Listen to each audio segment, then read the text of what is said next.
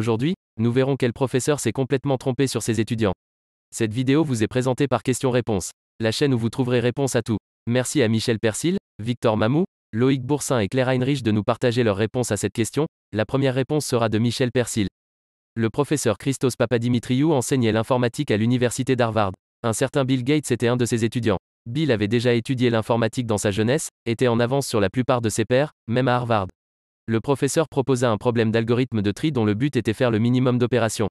Le principe était de savoir à quelle vitesse on pouvait trier les nombres 3, 4, 2, 1, 5 en inversant les préfixes pour obtenir un ordre croissant. La solution du professeur était d'inverser les deux premiers pour obtenir 4, 3, 2, 1, 5 et ensuite les 4 premiers pour obtenir 1, 2, 3, 4, 5. Cela fait 2 opérations. Bill a alors mis au point un algorithme permettant de le faire en 1,67 opérations, ce qui était un record depuis des décennies. Et le problème mathématique a été publié dans un journal universitaire. Il est intéressant de noter que, selon Papadimitriou, le modèle est une réplique exacte de la façon dont les chromosomes humains mutent. Source, professeur qui a connu Bill Gates alors qu'il était étudiant à Harvard, il était la personne la plus intelligente que j'ai jamais rencontrée. Leibovitz, Shana. Pour en revenir à la question, ce professeur nous offra une magnifique citation. Lorsqu'il a appris que Bill Gates abandonnait ses études à Harvard, il a dit: lorsqu'il s'est installé à Albuquerque, au Nouveau-Mexique, pour diriger une petite entreprise qui écrit des codes pour microprocesseurs, entre autres choses. Je me souviens avoir pensé, un garçon si brillant. Quel gâchis. La réponse suivante est de Victor Mamou. Le professeur Christos Papadimitriou a enseigné les machines informatiques à Harvard. Un jeune Bill Gates était l'un de ses élèves. Bill, ayant déjà étudié l'informatique dès son plus jeune âge, était en avance sur la plupart de ses pairs, même à Harvard. Ils avaient un problème de retournement de préfixe, pour voir à quelle vitesse ils pouvaient le résoudre.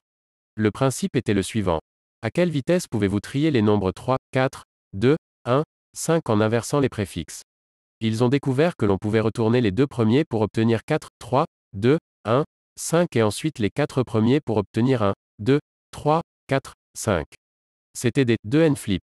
Bill a proposé un algorithme pour le faire en 1,67 n flip, ce qui était un record depuis des décennies. Et le problème de mathématiques a été publié dans un journal à proximité. Fait intéressant, selon Papadimitriou, le modèle est une réplique exacte de la façon dont les chromosomes humains mutent. Source, professeur qui a connu Bill Gates lorsqu'il était étudiant à Harvard, il était la personne la plus intelligente que j'ai jamais rencontrée. Leibovitz, Shana. Notamment, il y avait une excellente citation. Bref, pour en revenir à la question. Lorsque le professeur Papadimitriou a appris que Gates abandonnait cela, il a dit.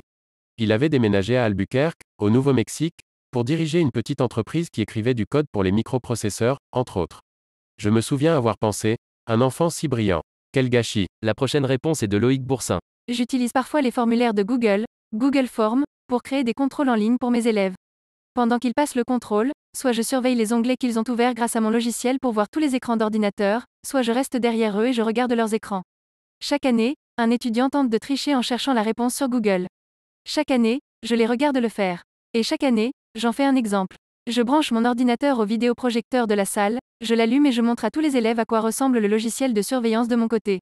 Ensuite, je zoome sur l'ordinateur d'un élève où on voit une recherche Google ouverte en arrière-plan, et j'informe tous les élèves que c'est de la triche. Ils ne le font plus jamais après que je leur ai montré ça une fois. Source image, classe. Vous en pensez quoi? On va continuer avec la réponse de Claire Heinrich. Mon professeur de maths a de nombreuses astuces utiles pour savoir qui triche pendant les examens. Il avait l'habitude de quitter la salle de temps à autre pendant les cours et de disparaître pendant quelques minutes, au cours desquelles notre classe tombait généralement dans un chaos pendant lequel les élèves parlaient ou sortaient leur téléphone. Ainsi, au cours des premiers examens de l'année, quand il est soudainement sorti, la plupart des étudiants ont supposé qu'ils avaient quelques minutes sans lui, et certains ont décidé que le moment était bien choisi pour se tourner vers un autre étudiant et commencer à parler de l'examen. Mais il revenait alors en classe après quelques secondes seulement et les enfants qui trichaient étaient pris au dépourvu et ils voyaient qu'ils trichaient. Cela ne fonctionnait que quelques fois dans l'année, mais cela montrait aux élèves de ma classe qu'ils étaient surveillés, et ils ont ensuite appris leur cours et n'ont plus triché à partir de ce jour. Une autre astuce qu'il avait impliqué son ordinateur ou son téléphone. Il passait le plus clair de son temps à travailler sur l'ordinateur pendant les examens et restait concentré pendant de longues périodes sans prêter attention à ce que les étudiants faisaient. En apparence, parfois, il ouvrait au hasard un de ses sites web, Miroir, sur l'ordinateur, qui utilisait essentiellement la caméra pour le visage pour vous permettre de vous voir. En tournant légèrement l'ordinateur, il pouvait avoir une vue de toute la classe et pouvait facilement identifier qui trichait. Disons que très peu de personnes tentent de tricher dans sa classe désormais. C'est la fin de la vidéo, on a fait le tour de toutes les réponses. Merci d'avoir regardé cette vidéo, si elle vous a plu, vous pouvez vous abonner et laisser un j'aime sur cette vidéo. On arrive à la fin de cette vidéo, vous pouvez continuer le débat sur cette question en commentaire avec la communauté. À très vite.